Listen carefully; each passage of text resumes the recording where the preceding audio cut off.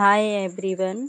आप सभी स्वस्थ और मस्त होंगे। मैं भी ठीक हूँ। स्टोरी का नाम ये कैसी दीवानगी, एपिसोड 25।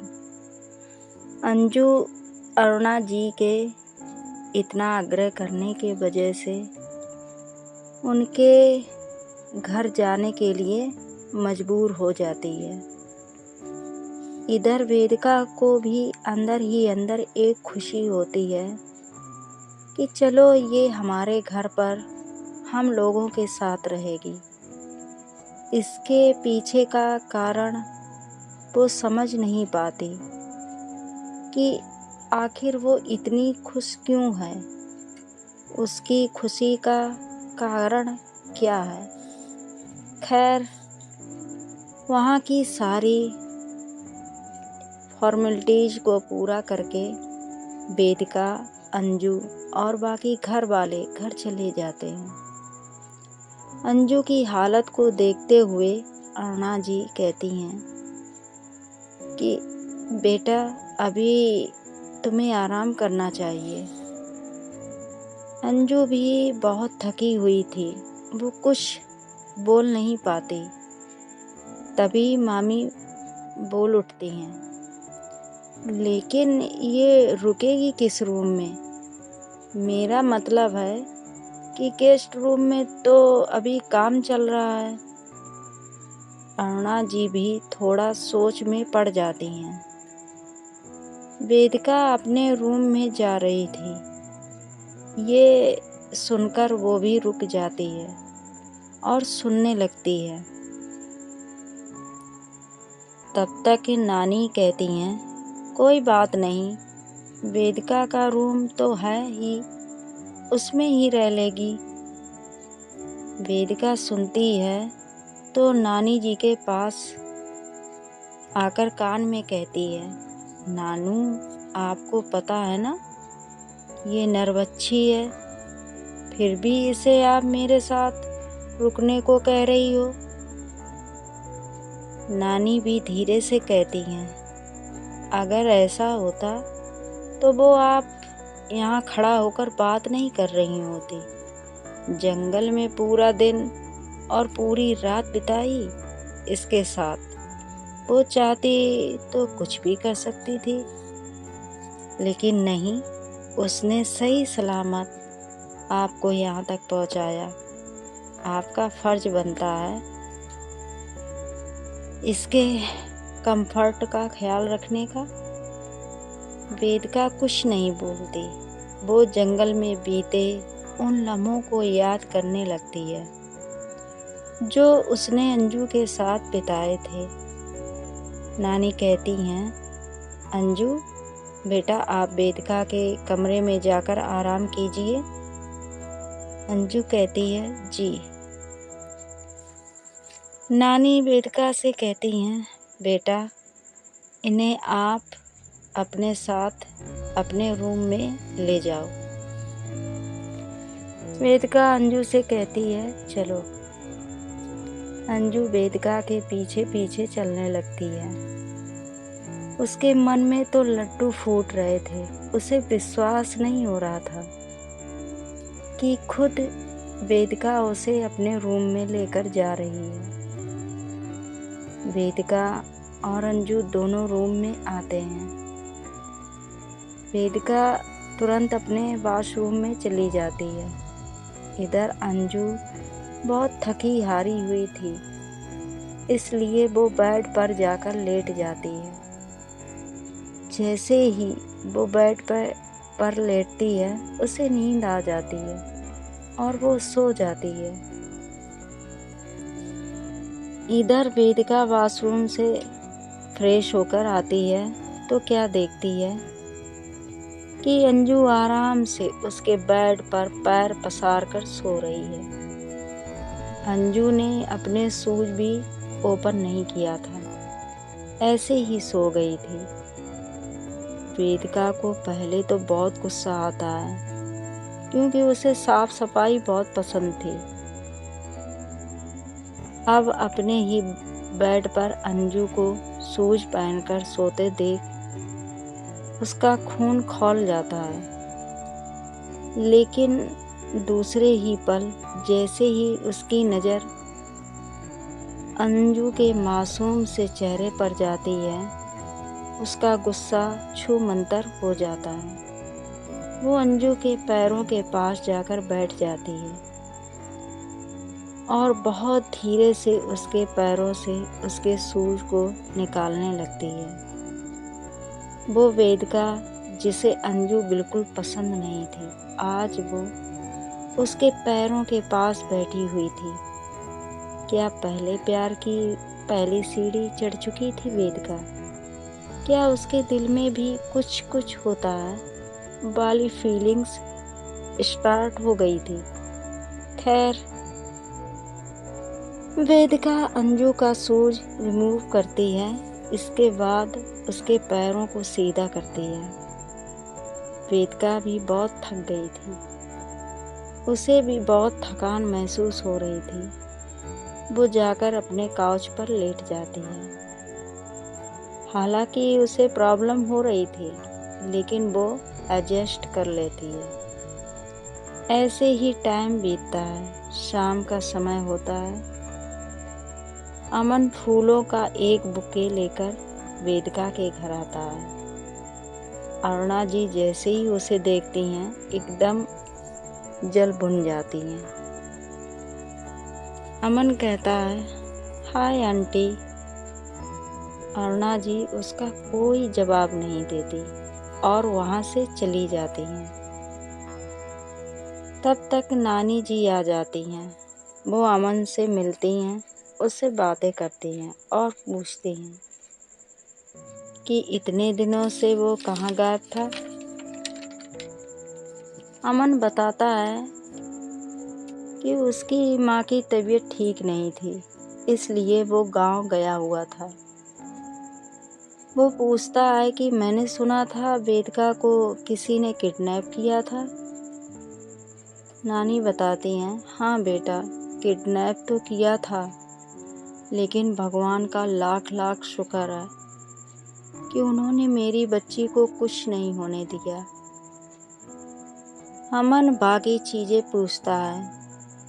जब वो काफ़ी देर तक वेदिका को नहीं देखता तो पूछता है, नानी जी वेदिका कहाँ है? कहीं दिख नहीं रही। नानी कहती हैं, वो अपने रूम में रेस्ट कर रही है, जाओ मिल लो आप। अमन कहता है, जी ठीक है। ये कहकर वो वेदिका के पास जाता है। वो वेदिका के रूम को नॉक करता है। उस समय वेदिका अपने लैपटॉप पर काम कर रही थी और अंजू अपना आराम से सोई हुई थी। वेदिका कहती है, हाँ आ रही हूँ।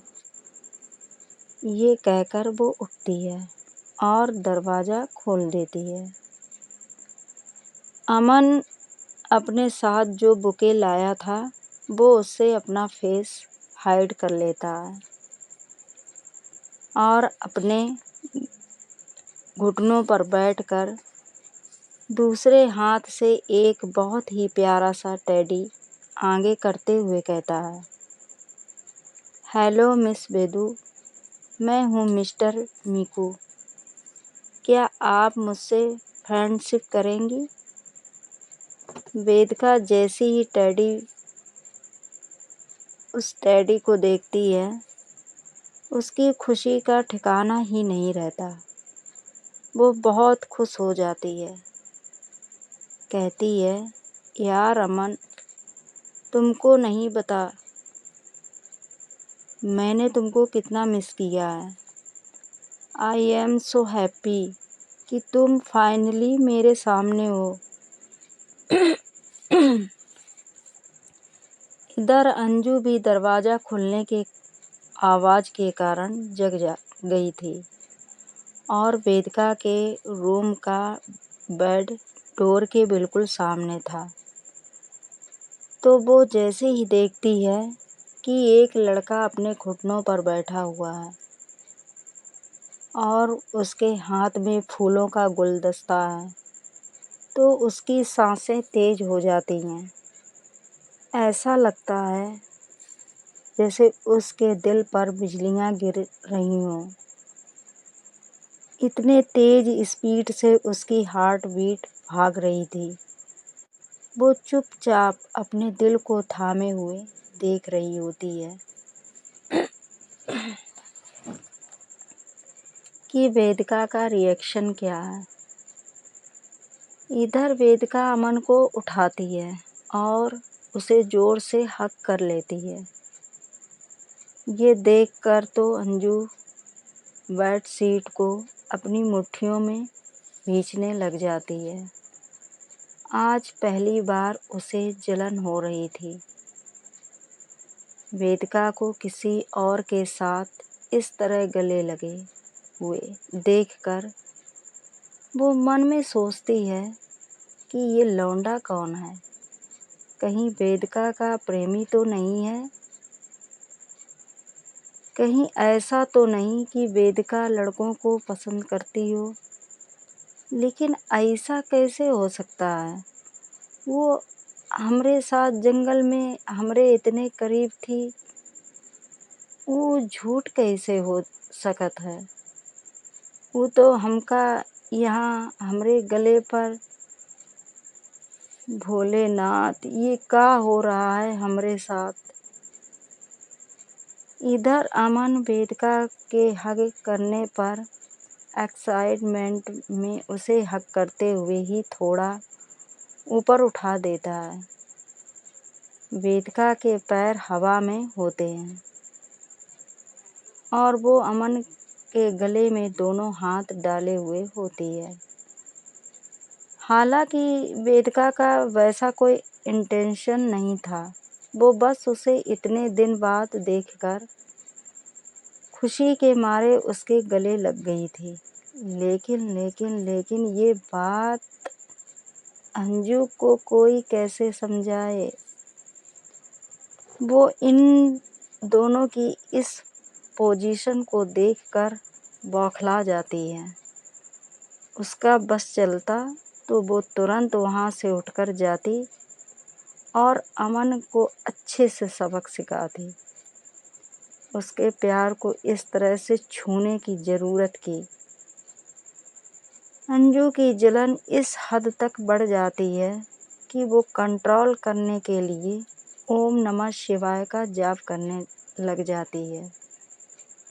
अंजू को जब भी बहुत गुस्सा आता, जब वो बेकाबू सी हो जाती थी, तो अपने गुस्से को कंट्रोल में लाने के लिए वो इसी टेक्निक को यूज करती थी।